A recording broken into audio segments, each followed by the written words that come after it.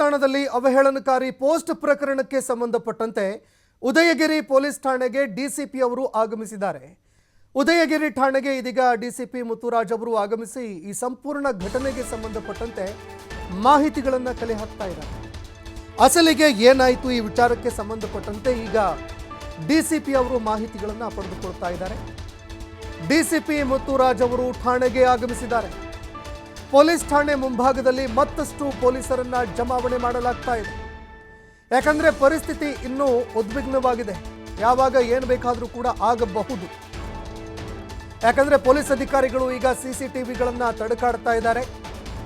ಯಾರು ಈ ರೀತಿಯಾದಂತಹ ಒಂದು ಘಟನೆಗೆ ಕಾರಣೀಭೂತರಾದರು ಅಂಥವರನ್ನ ಪತ್ತೆ ಹಚ್ಚೋದಕ್ಕೆ ಅಂತ ಪೊಲೀಸರು ಮುಂದಾಗ್ತಾ ಇದ್ದಾರೆ. ಇದೇ ಸಂದರ್ಭದಲ್ಲಿ ಈಗ ಮತ್ತಷ್ಟು ಪರಿಸ್ಥಿತಿ ಬಿಗಡಾಯಿಸುವಂತಹ ಸಾಧ್ಯತೆ ಇರೋದ್ರಿಂದಾಗಿ ಮತ್ತಷ್ಟು ಪೊಲೀಸರನ್ನ ಈಗ ನಿಯೋಜನೆ ಮಾಡಲಾಗ್ತಾ ಇದೆ. ರಸ್ತೆಯಲ್ಲಿ ಎಂದಿನಂತೆ ವಾಹನ ಸಂಚಾರ ಕೂಡ ಆರಂಭ ಆಗಿದೆ. ಇನ್ನು ಇದೀಗ ಡಿಸಿಪಿ ಆಗಿರುವಂತಹ ಮುತ್ತುರಾಜ್ ಅವರು ಆಗಮಿಸಿದ್ದಾರೆ ಠಾಣೆಗೆ. ಅದೇ ರೀತಿಯಾಗಿ ಅಧಿಕಾರಿಗಳಿಂದ ಮಾಹಿತಿಗಳನ್ನು ಕೂಡ ಪಡೆದುಕೊಳ್ತಾ ಇದ್ದಾರೆ. ಮತ್ತೊಂದೆಡೆ ಎಂದಿನಂತೆ ವಾಹನ ಸಂಚಾರ ಕೂಡ ಈಗ ರಸ್ತೆಯಲ್ಲಿ ಆರಂಭ ಆಗ್ತಾ ಇರುವಂಥದ್ದು. ಇನ್ನು ಎಂದಿನಂತೆ ರಸ್ತೆಯಲ್ಲಿ ವಾಹನ ಸಂಚಾರ ಕೂಡ ಆರಂಭ ಆಗಿದೆ. ಈ ನಡುವೆ ಪರಿಸ್ಥಿತಿಯನ್ನು ನಿಭಾಯಿಸೋದಕ್ಕೆ ಪರಿಸ್ಥಿತಿ ಯಾವ ರೀತಿಯಾಗಿದೆ ಈ ವಿಚಾರಕ್ಕೆ ಸಂಬಂಧಪಟ್ಟಂತೆ ಮಾಹಿತಿಗಳನ್ನು ಪಡೆದುಕೊಳ್ತಾ ಇದ್ದಾರೆ. ಮಾಹಿತಿಗಳನ್ನು ಪಡೆದುಕೊಳ್ತಾ ಇರುವಂತಹ ಪೊಲೀಸ್ ಅಧಿಕಾರಿಗಳು ಯಾವುದೇ ರೀತಿಯಲ್ಲೂ ಕೂಡ ಪರಿಸ್ಥಿತಿ ಬಿಗಡಾಯಿಸದಂತೆ ಅದೇ ರೀತಿಯಾಗಿ ಯಾರ್ಯಾರು ಕಲ್ಲು ತೂರಾಟದಲ್ಲಿ ಭಾಗಿಯಾಗಿದ್ದರು ಅವರನ್ನು ಪತ್ತೆ ಹಚ್ಚೋದಕ್ಕೆ ಅಂತ ಈಗ ಮುಂದಾಗ್ತಾ ಇರುವಂಥದ್ದು. ಅದೇ ರೀತಿಯಾಗಿ ಯಾವ ಭಾಗದಿಂದ ಇವರೆಲ್ಲರೂ ಕೂಡ ಬಂದಿದ್ರು, ಯಾವ್ಯಾವ ಭಾಗದಲ್ಲಿ ಪರಿಸ್ಥಿತಿಯ ಒಂದು ಉದ್ವಿಗ್ನತೆ ಮತ್ತಷ್ಟು ಹೆಚ್ಚಳ ಆಗುವಂತಹ ಸಾಧ್ಯತೆ ಇದೆ, ಆ ಒಂದು ಮಾಹಿತಿಗಳನ್ನು ಪಡೆದುಕೊಂಡು ಸಾರ್ವಜನಿಕರಿಗೆ ಯಾವುದೇ ರೀತಿಯಾದಂತಹ ಸಮಸ್ಯೆಗಳು ಆಗದಂತೆ ಡಿಸಿಪಿ ಅವರು ಈಗ ಕ್ರಮ ಕೈಗೊಳ್ಳೋದಕ್ಕೆ ಅಂತ ಮುಂದಾಗ್ತಾ ಇದ್ದಾರೆ. ನೋಡ್ರಿ, ಸಾಮಾಜಿಕ ಜಾಲತಾಣದಲ್ಲಿ ಈ ರೀತಿಯಾದಂತಹ ಪೋಸ್ಟ್ಗಳನ್ನು ಹಾಕುವಂಥದ್ದು ಬೇಕಂತಲೇ ಸಮಾಜದ ಸ್ವಾಸ್ಥ್ಯ ಹಾಳಾಗಬೇಕು ಅಂತಲೇ ಕೆಲವು ಕಿಡಿಗೇಡಿಗಳು ಮಾಡ್ತಾರೆ. ಆದರೆ ಒಂದು ಉತ್ಪ್ರೇಕ್ಷೆ ಮಾಡಿದ್ರು ಅನ್ನೋ ಕಾರಣಕ್ಕೋಸ್ಕರ ಈ ರೀತಿಯಾದಂತಹ ಒಂದು ಕಲ್ಲು ತೂರಾಟವನ್ನು ನಡೆಸುವಂಥದ್ದು ಇದೆಯಲ್ಲ, ಇದು ಯಾರೊಬ್ಬರು ಕೂಡ ಒಪ್ಪೋದಕ್ಕೆ ಸಾಧ್ಯನೇ ಇಲ್ಲ. ಅನೇಕರು ಕೆಲವೊಂದು ವಿಚಾರದಲ್ಲಿ ನಾವು ನೋಡಿದಾಗ ಬೇಕಂತಲೇ ಈ ರೀತಿಯಾಗಿ ಸಮಾಜದ ಸ್ವಾಸ್ಥ್ಯವನ್ನು ಹಾಳುಗೆಡುವುದಕ್ಕೆ ಅಂತ ಅನೇಕರು ಪ್ರಯತ್ನವನ್ನು ಪಡುತ್ತಾರೆ.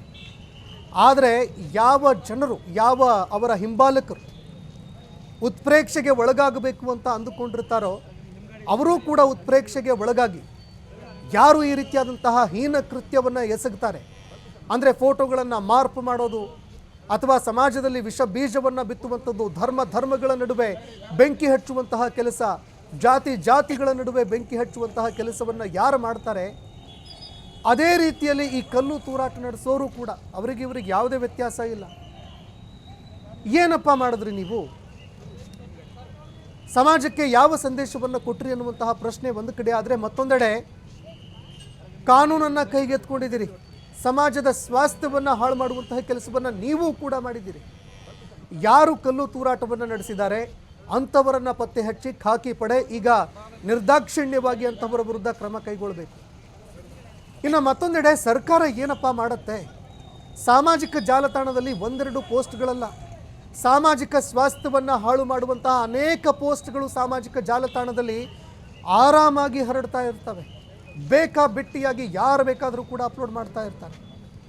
ಅವರ ವಿರುದ್ಧ ಈ ಸೈಬರ್ ಕ್ರೈಮ್ ಡಿಪಾರ್ಟ್ಮೆಂಟ್ ಇರುತ್ತಲ್ಲ, ಏನು ಮಾಡುತ್ತೆ ಎನ್ನುವಂತಹ ಒಂದು ಪ್ರಶ್ನೆ ಎಲ್ಲರನ್ನೂ ಕೂಡ ಕಾಡುತ್ತೆ.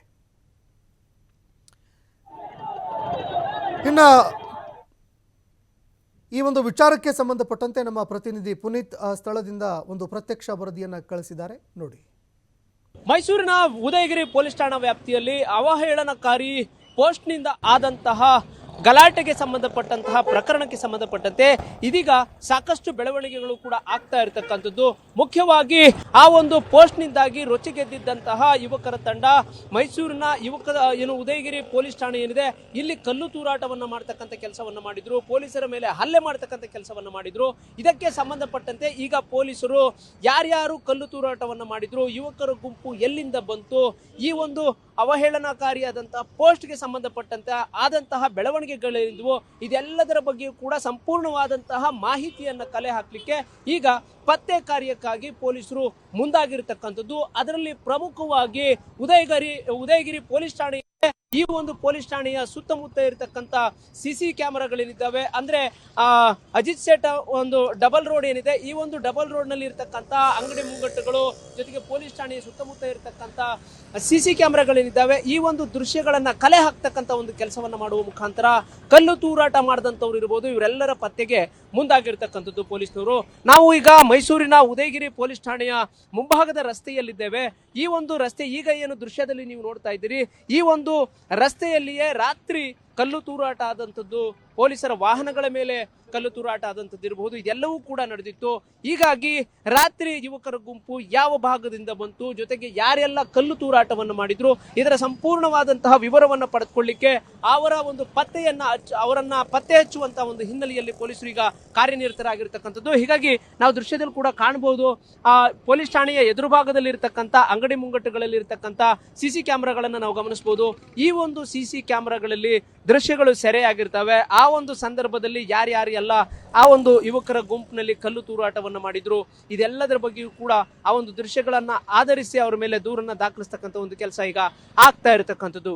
ಬಹಳ ಆಘಾತಕಾರಿಯಾದಂತಹ, ಬೆಚ್ಚಿ ಬೀಳಿಸುವಂತಹ ಒಂದು ವಿಚಾರ ಅಂತ ಹೇಳಿದ್ರೆ, ರಾತ್ರಿ ಗಲಾಟೆ ಆಗುವಂತಹ ಸಂದರ್ಭದಲ್ಲಿ ಡಿಸಿಪಿ ಅವರ ಕಾರು ಕೂಡ ಬರುತ್ತೆ.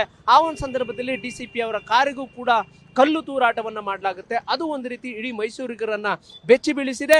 ಜೊತೆಗೆ ಇಲ್ಲಿ 10ಕ್ಕೂ ಹೆಚ್ಚು ಪೊಲೀಸರ ವಾಹನಗಳು ಕಲ್ಲು ತೂರಾಟಕ್ಕೊಳಗಾಗಿ ಜಖಂಗೊಂಡಿರ್ತಕ್ಕಂಥದ್ದು. ಏನಾದರೂ ಕೂಡ ಈ ಒಂದು ಅವಹೇಳನಕಾರಿ ಪೋಸ್ಟ್ ನಿಂದ ಆದಂತಹ ಒಂದು ಘಟನೆ, ಜೊತೆಗೆ ರಾತ್ರಿ ಯುವಕರ ಗುಂಪುಗಳು ಪೊಲೀಸ್ ಠಾಣೆಗೆ ಬಂದು ಗಲಾಟೆಯನ್ನ ಮಾಡಿದಂತಹ ಪ್ರಕರಣ ಏನಿದೆ, ಇದು ಇಡೀ ಮೈಸೂರನ್ನೇ ಬೆಚ್ಚಿ ಬೀಳಿಸಿರ್ತಕ್ಕಂಥದ್ದು. ಜೊತೆಗೆ ಸಿಸಿ ಕ್ಯಾಮೆರಾಗಳ ದೃಶ್ಯಾವಳಿಗಳ ಗಮನಿಸುವಿಕೆಯಿಂದ ಆ ಒಂದು ಕಲೆ ಹಾಕುವ ಮುಖಾಂತರ ಅವರ ಮೇಲೆ ಈಗ ಪ್ರಕರಣವನ್ನ ದಾಖಲಿಸ್ತಕ್ಕಂಥ ಒಂದು ಕೆಲಸ ಕೂಡ ಆಗ್ತಾ ಇರತಕ್ಕಂಥದ್ದು. ಇನ್ನ ಅವರ ಮೇಲೆ ಏನೆಲ್ಲ ಕ್ರಮಗಳನ್ನು ತೆಗೆದುಕೊಳ್ಳುವಂತ ಒಂದು ಕೆಲಸವಾಗುತ್ತೆ, ಮುಂದೆ ಮೈಸೂರಿನಲ್ಲಿ ಈ ತರದ ಗಲಾಟೆಗಳು ನಡೆದೇ ಇರೋ ರೀತಿಯಲ್ಲಿ ಪೊಲೀಸ್ ಇಲಾಖೆ ಯಾವ ಒಂದು ಕ್ರಮವನ್ನು ತೆಗೆದುಕೊಳ್ಳುತ್ತೆ ಅನ್ನೋದನ್ನ ಕಾದ್ ನೋಡಬೇಕಿದೆ. ಸದ್ಯಕ್ಕೆ ಆ ಒಂದು ಪ್ರಕರಣಕ್ಕೆ ಸಂಬಂಧಪಟ್ಟಂತೆ ಈಗ ಪೊಲೀಸರು ಗಾಯಗೊಂಡಿರ್ತಕ್ಕಂಥವ್ರು ಚಿಕಿತ್ಸೆಯನ್ನು ಪಡೆದುಕೊಳ್ತಾ ಇರತಕ್ಕಂಥದ್ದು, ವಾಹನಗಳೆಲ್ಲವೂ ಕೂಡ ಜಖಮಾಗಿರ್ತಕ್ಕಂಥದ್ದು ಒಂದು ಕಡೆ ಆದ್ರೆ, ಈಗ ಆ ಒಂದು ಗಲಾಟೆಗೆ ಕಾರಣರಾದಂತವರು, ಗಲಾಟೆಯನ್ನ ಮಾಡಿದಂತವರ ಪತ್ತೆಗೆ ಈಗ CCTVಗಳನ್ನ ತಮ್ಮ ವಶಕ್ಕೆ ತೆಗೆದುಕೊಳ್ಳುವ ಮುಖಾಂತರ ಅಲ್ಲಿ ಅವರನ್ನ ಪತ್ತೆ ಹಚ್ಚುವಂತಹ ಒಂದು ಕೆಲಸಕ್ಕೆ ಪೊಲೀಸರು ಮುಂದಾಗಿರ್ತಕ್ಕಂಥದ್ದು. ಕ್ಯಾಮರಾ ಪರ್ಸನ್ ಜೀವನ್ ಜೊತೆ ಪುನೀತ್, TV5 ಮೈಸೂರು.